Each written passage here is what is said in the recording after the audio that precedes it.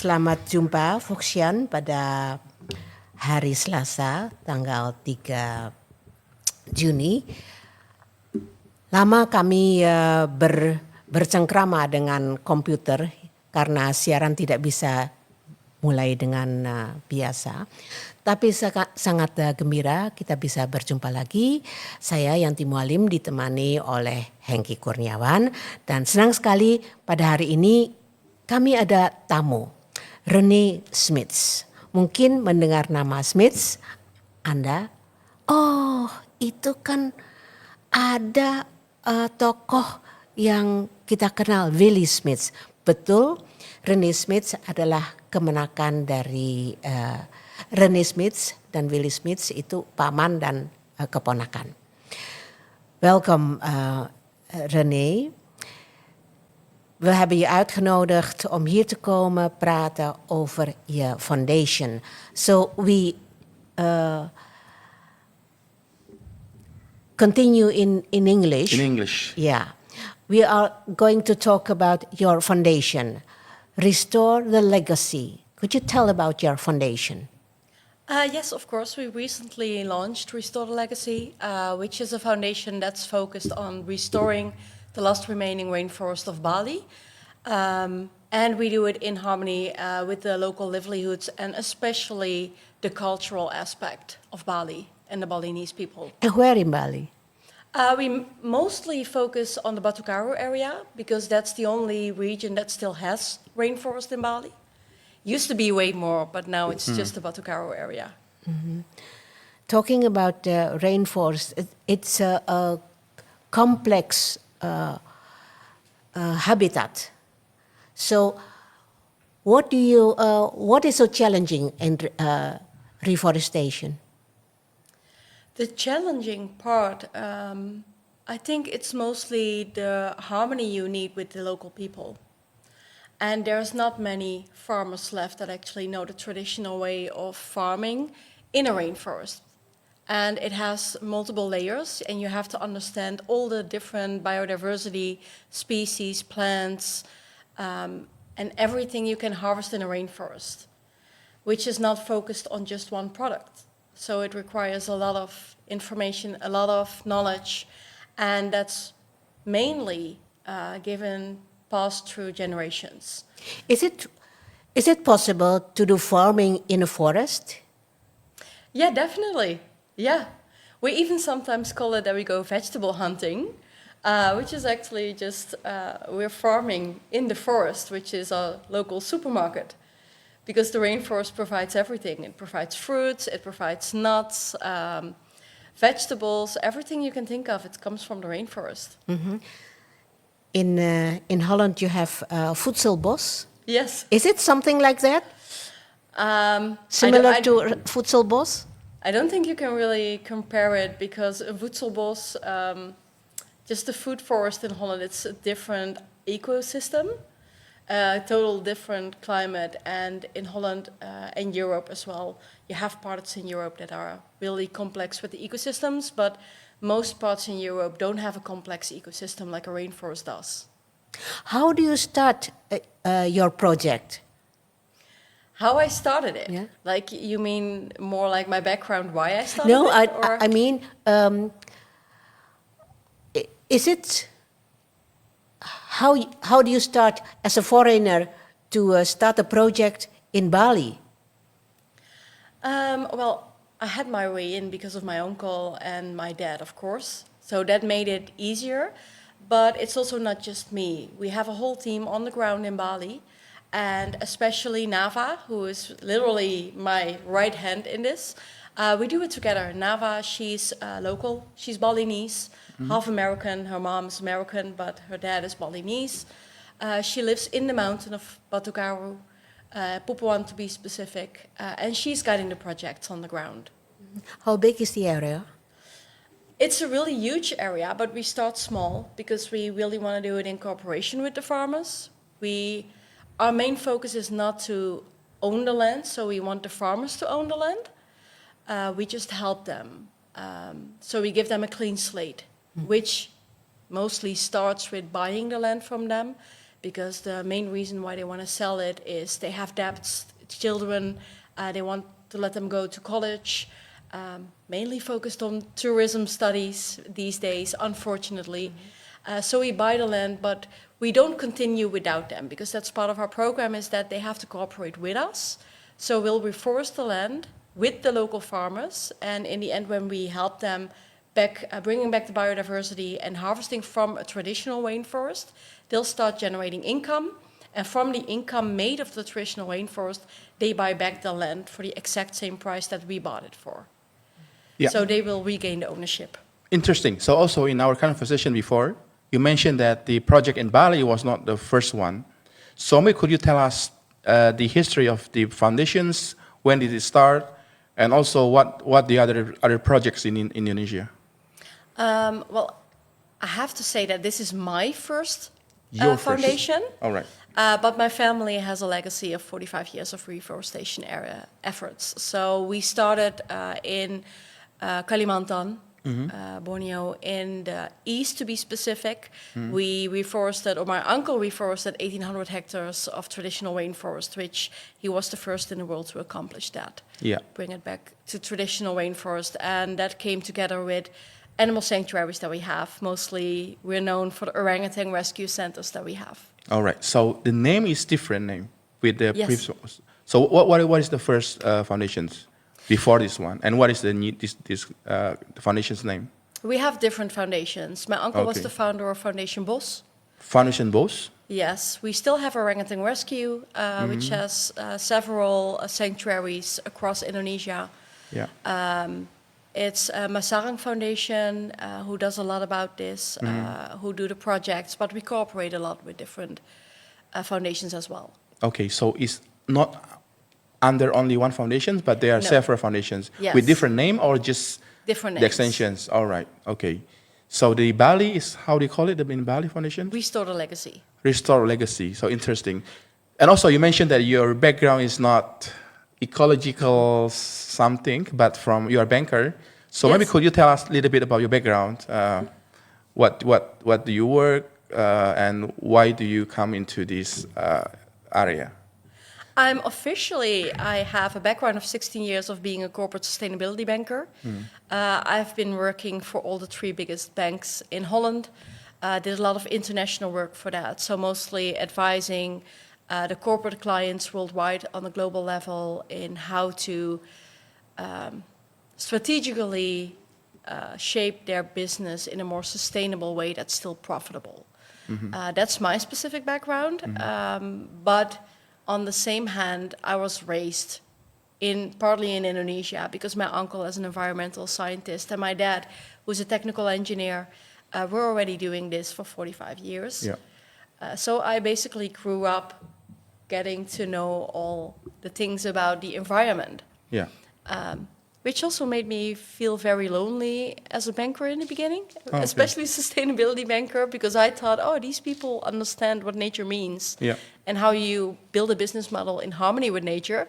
But it turned out bankers don't really, because they study it mostly in school. Yes, it's different. Yes. It's different. Completely different. Yeah, yeah. And how long did you stay in Indonesia? For how long? Well, I came there since I was a little child, because my uncle, he traded his Dutch identity for an Indonesian one, so he is officially Indonesian. So we always traveled there. I grew up in Holland mostly. I used to live in Indonesia with my uncle and my aunt as well, when my parents decided to move there. All right. But I was 18 back then when my parents decided to move back to Indonesia as well. Okay. And that's why you decide to start the foundation in Bali. So maybe you have another reason to start to choose the locations for the foundations. I really want to continue the family legacy, and we're already well represented across Indonesia, which has several reasons, mostly the palm oil plantations and things like that, environmental issues. But the region we're not yet in was Bali. And my parents live in Bali. And I met Nava, and she had a similar dream that I had and what our family does for generations already. So that's why we choose Bali. It was close. and the problem is completely different. And I think it's a problem of our generation, because we are the problem. Tourism is the problem in Bali. Yes. Good. Yes, but could you elaborate about you are sustainability banker. What is the difference between a banker and sustainability banker? What is the difference? That I'm focused on sustainability questions, and it's more strategical. Normally a banker, when we think about a banker, I don't know how you see a banker, but when I ask people, they mostly think about mortgages, cash management solutions. And of course we do that too, but just when I do it, it's focused on bringing nature into the business model. Not the other round. Not the other way around, no. Yeah. Okay. Yeah. So you started a project in Bali. Is it easier because you are a banker? I wouldn't say easier. It might even be more complex because my mind, it's wired to make it more circular. Because as a banker, I do believe that to have potential, future potential, to be like a sustainable business, you have to make profit. Mm-hmm. Without profit, you won't survive. And we see it happen all the time. We have a lot of impact companies that we see rise, and then they shut down again because they ran out of money. Because we're afraid when we do something with environment and we're doing it for a good cause, we're afraid to make profit. That's how I experience it as a banker. But the whole point is that you should make profit. Mm-hmm. Otherwise, it's not sustainable. In the end, we all have to live. The farmer has to live. We have to live to continue this. Yeah, I agree, actually. Mm. So let's say profit is the incentive, right, for every agent, let's say farmer, industry, or any person, like also government. So I wanted to know one thing. Let's say, usually when someone starts a project, like farmers, they consider between the profit and the cost, right? So in order to choose the project with sustainability, it must be profitable. So what is your business model to convince them that, let's say, choosing this kind of project is more profitable than the other project?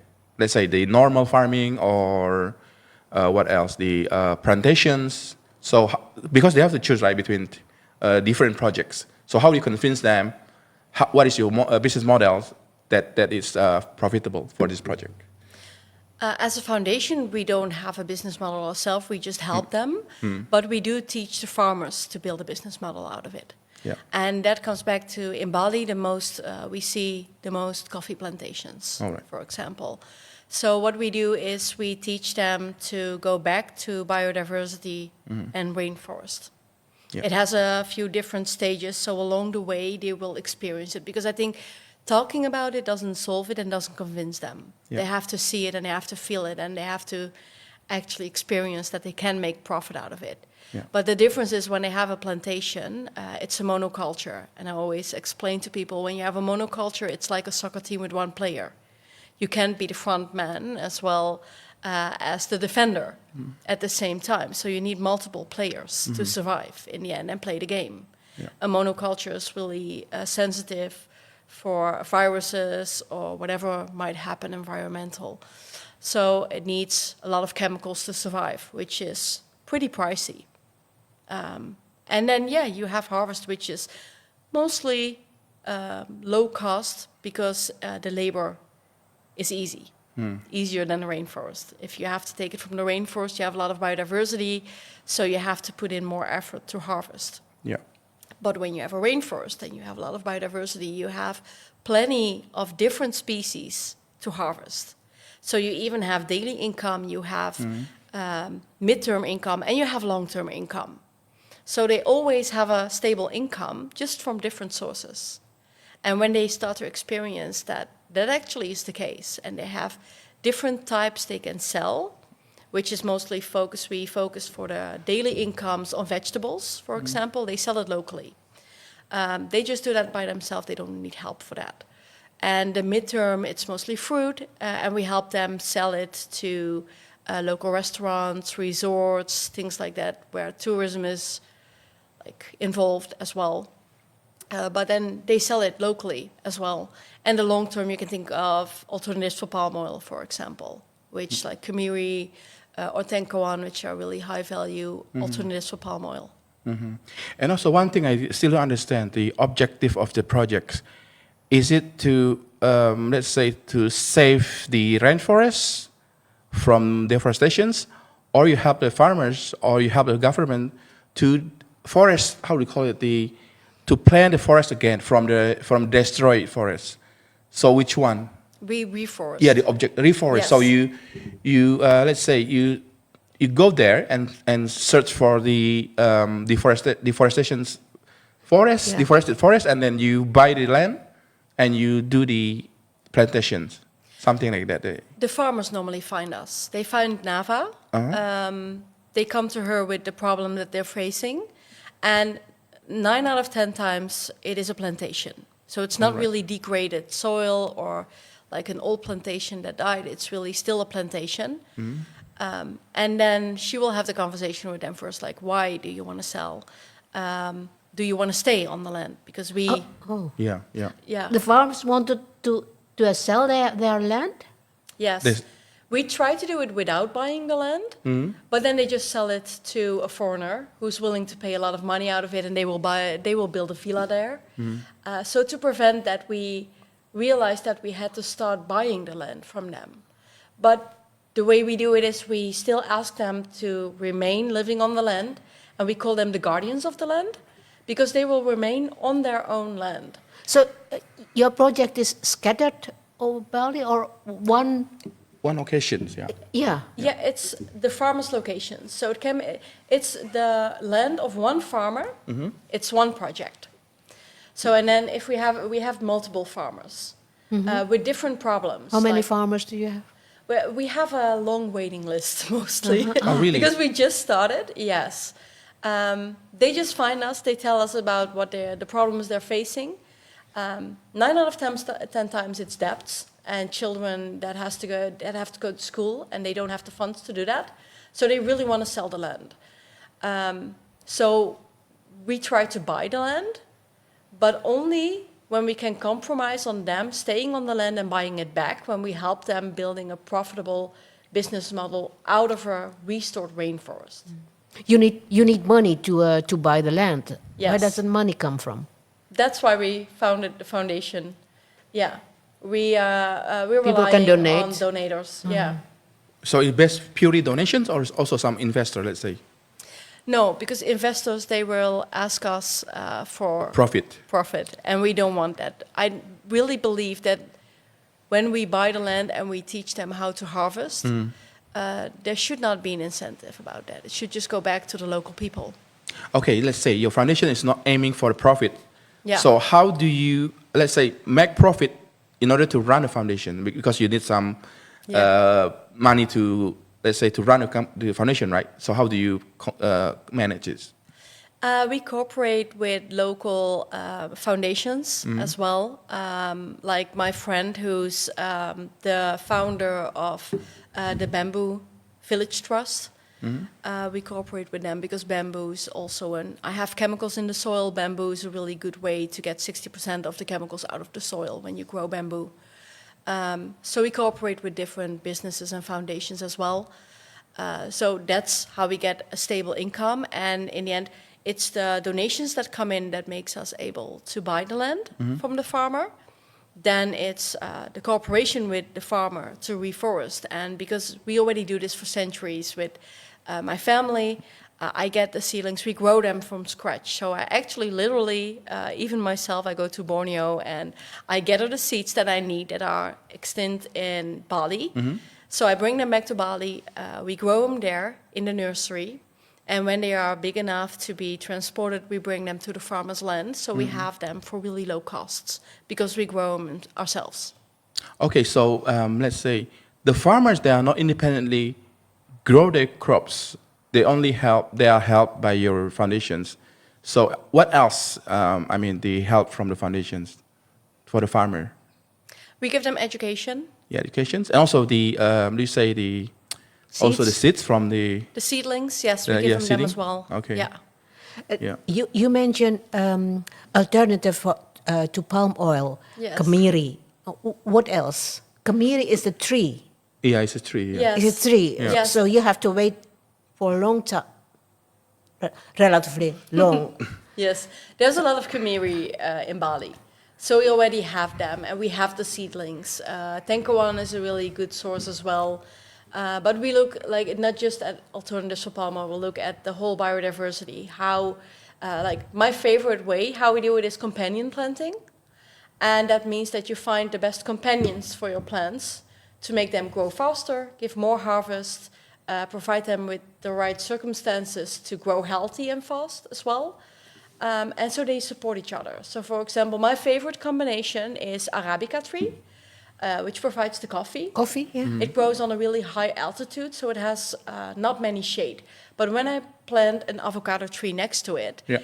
Avocado is one of the few fruity types that can actually grow in high altitude as well, and it can provide shade for the Arabica tree, which makes the Arabica tree give me 50 to 100% more harvest than when it would just be a plantation Yeah. with the monoculture. And if I add indigo on that, indigo it's a coloring, natural coloring, which you can use for Blue. jeans, but it's mostly used for the traditional batik coloring by local, the local weavers there. And it's also a medicinal plant. And the roots of the indigo give off a little chemical reaction which prevents insects and parasites to come close to the fruit and the Arabica trees. So it's like a little ecosystem just by planting 3 trees together. Yeah. You don't need chemicals, you don't need to check on it. They will keep themselves sustainable and they will provide for each other. Okay, it seems that you involve a lot of knowledge there. So I want to know, do you have also experts who are working on this project, or is just you hire from outside? No, my family knowledge, of course. All right, so you don't have Yes, no. It's all in the family. Yes. family. Okay. So mostly I ask my uncle or my dad, for solutions. A lot of them I know myself. We can just do research, but we also cooperate with institutes and universities as well to do research. We're now looking into doing graduation studies as well, but then combined with a student will be cooperating with a local farmer to actually solve the problem on its land. Oh, it's like in Indonesia it's called KKN. It's called Kuliah Kerja Nyata. So it means that the students they spend like 6 months to one year on a project. So they apply what they learn in the university. It's called KKN. If you have ever heard about that. Yes. So Stasha. it's stasha. Yeah. It's kuliah. Kuliah Kerja means nyata. kuliah kerja nyata. It means that you study and you work in the real life, something like that. Yes. Is it the project? I think. Right. Yes. And then we're looking into graduation students. that From can here come or from Indonesia? From here. From yes. here. All from right. here and also from the US. Yeah. Let's hope that it's going to work out because that would be really interesting. Reneè, the coffee Arabica and the kamiri and avocado, where do you sell it? In Bali, or is it for export? Well, the vegetables, so the daily income, it's only sold local to local people. On the market The- in Bali? Yes, and the fruits, we try to keep it in the island as well, so we don't have that much transportation because that's not sustainable as well. If we're gonna transport it a lot, so that goes to local restaurants, hotels, and places like that. And the long term, yes, it will be sold abroad mostly, but also in the local market, like the Arenga sugar. For sure, you know, and you use it still. We sell it mostly locally, but it can also be exported. Yes. One day, I made Henky feel guilty because I told him 1 cup of coffee is 144 liter water To produce a to produce it. And we left the dirty water in Colombia. What about, and now the avocado is introduced here in Europe as a superfood, but people said it is a waterslurper. They need a lot of water to grow avocado. What is your experience in Bali? Well, it all needs water. But the beauty in the rainforest is that it provides its own water. The rain, it's basically made by the rainforest itself. So that's why you have to keep the forest in there, Yes. right? Otherwise, you don't have water. Yes. Yeah. A rainforest literally makes rain. So when it's intact, it will continue making rain, making clouds. So it provides for itself. It will make sure that it has all the water it needs. So you think once it is an export commodity, it could be sustainable? That's a hard question because I'm not really a fan of exporting a lot of things. But when it's made in a sustainable way, you could. But I would still recommend selling it locally. But it is profitable. Could be. Yeah. Yes, it can be profitable if people are willing to pay the normal price. Yes. Yeah. Food are sometimes too cheap. Yeah, and the farmer is paying for that. Yeah. That's the one thing we refuse. Definitely, yes, I agree with it. Yeah. But I think you shouldn't worry in Bali because the demand is very high. Yes. Yeah, it especially is. they still have to import from outside the Bali, right? I mean, Yeah, for the they tourism have to these especially. days. Yes, that's why. That's why I mean you don't have to worry about the market. It's there. The market is there in Bali. Yeah. Yeah, there's a big market locally because of the tourism. So it's a blessing as well as a curse, tourism in Bali. Yeah. Yeah. I also want to know one thing. So Indonesia is not possible for foreigners to buy a land, to acquire land, but your foundations buy the land. And I just want to know, is there any limit for land acquisitions from the local, or you just can buy as much as you want? If you have a yayasan, Yeah. you can have unlimited land certificates. Okay, so Yayasan is there. So your foundation is registered not only in Indonesia but also here, or just in Indonesia? It's a Dutch foundation, but we have a yayasan as well. And that's the owner of the land. Which is the board So of the yayasan is the local owner people. Of the land. Oh, I okay. see. Yes. Oh, yeah. Okay, and Yeah. so far, how is the acceptance from the farmer? Is there any conflict between, let's say, some farmers first they think they want to sell the land, and after that they regret they want to take it back. Do you have this kind of problem? No. No. And also land conflict. Do you have any land conflict in the palm plantations? No, because we don't have palm plantations which are mostly owned by corporates. Yeah. These are all smallholders, like literally the farmers living in the Batu Karo area. So they live also with each other. They grew up together. So no, they don't have that conflict. Okay. Yeah. It sounds all very nice, but there are problems, of course. So what is the most challenging problem for you as a sustainable banker who you want to restore the rainforest? Trust. Trust is the biggest problem. It takes a lot of time. It takes a lot of coffee, drinking coffee together, which is fun. With the of course. locals or? Yes, with the locals, yeah, and visiting the land. That's why I'm still convinced that just by talking, we cannot convince them. They have to experience it. And I think the first farmers we're working with, they are really into this themselves.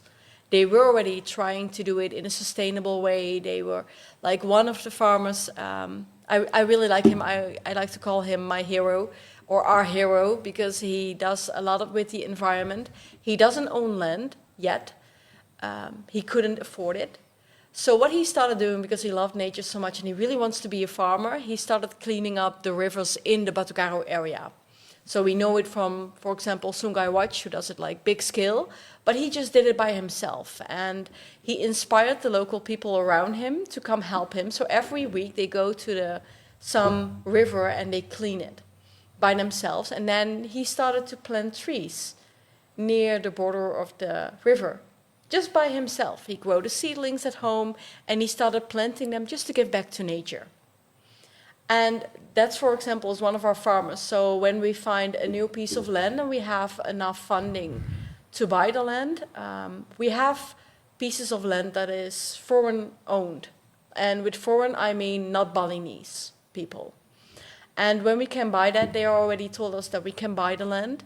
We split it up and we give it to people like this farmer, this guy, who really wants to have his own piece of land, which he cannot afford.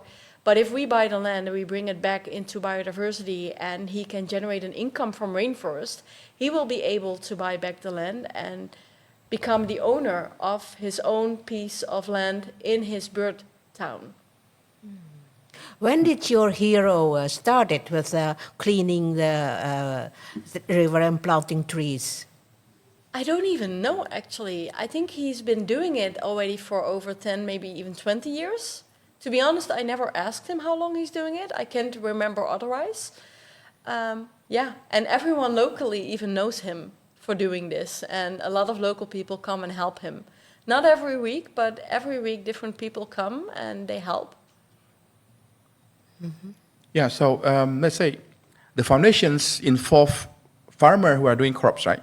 Yes. I want to know if somebody, let's say, involved in the forestations but without crops, is it also in your project or not? Let's say there are many people, lots of people, not only farmers, but people, so they have like ideal thinking about planting forests again, but without involving productive plantation or crop, something like that.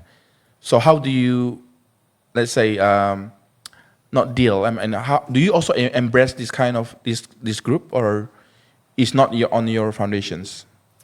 What do you mean, like the people that don't own land yet? Yeah, so they don't have intention to plant crops, only trees. So reforestation only for trees, not for the crops. Let's say they are not looking for the To harvest. Yeah, to harvest something from the forest. So only planting tree. Do you also embrace this group, or is out of your foundations? Like people can help plant the trees, but if they want to become the owner of a piece of land, Yeah. we can't skip some types of crops or things. You have to harvest rainforest to be efficient. So they can help the farmers that actually want to do the farming, and then they can help by planting trees if they want, yes. I just want to tell. Once I talked to a Dayak man, and he told me, we didn't know that land belongs to somebody. You are not the owner of land.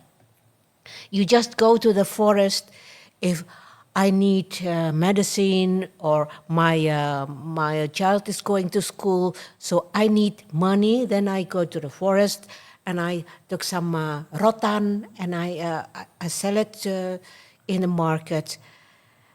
But since Total Indonesia, so the oil company came to Kalimantan, they said, "This is our land," and for me, it was a new concept.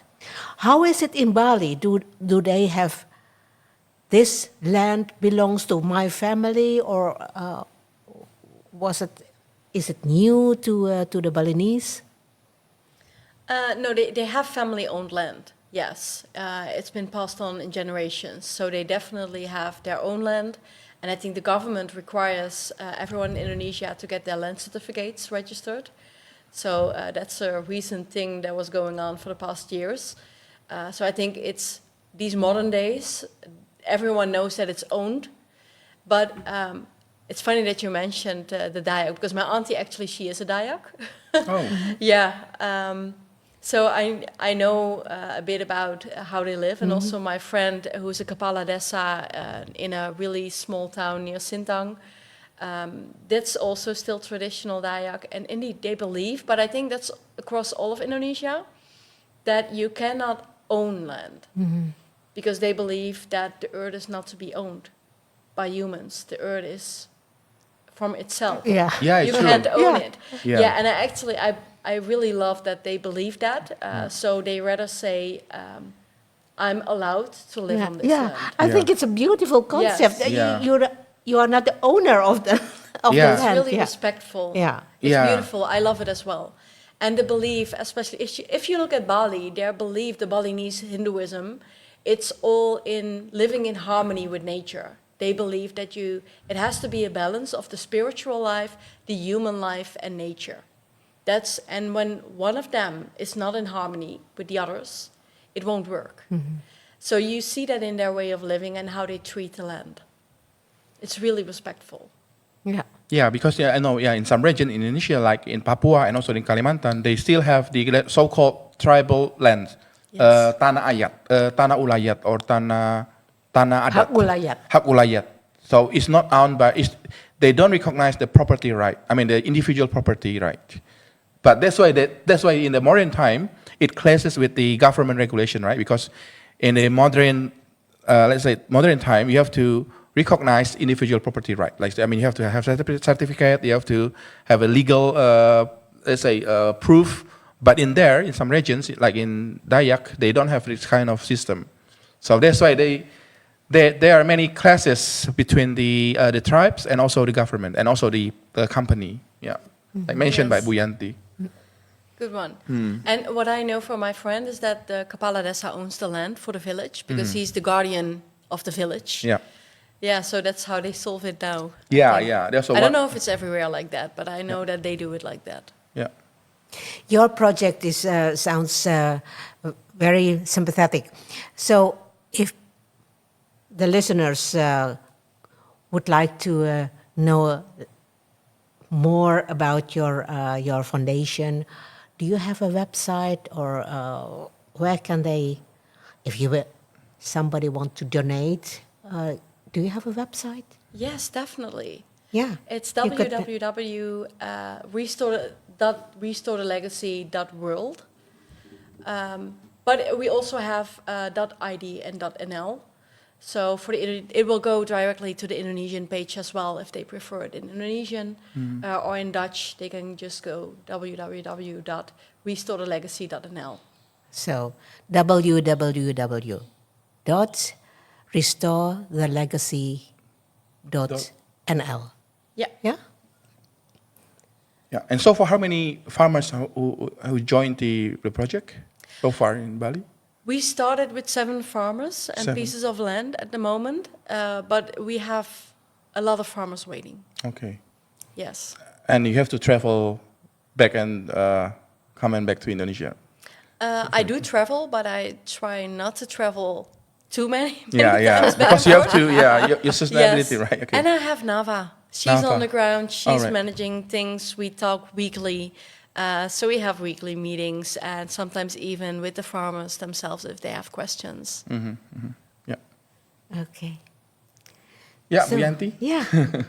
I think all the questions you have answered. So I don't have any questions. You do? Yeah. Okay.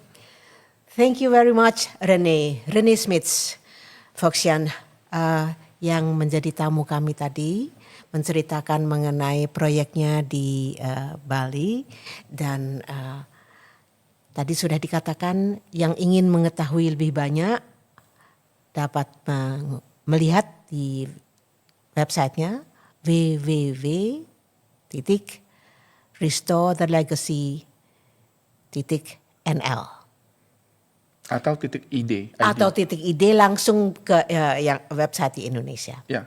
Terima kasih. Thank you, Reneè. Terima kasih banyak. Terima kasih.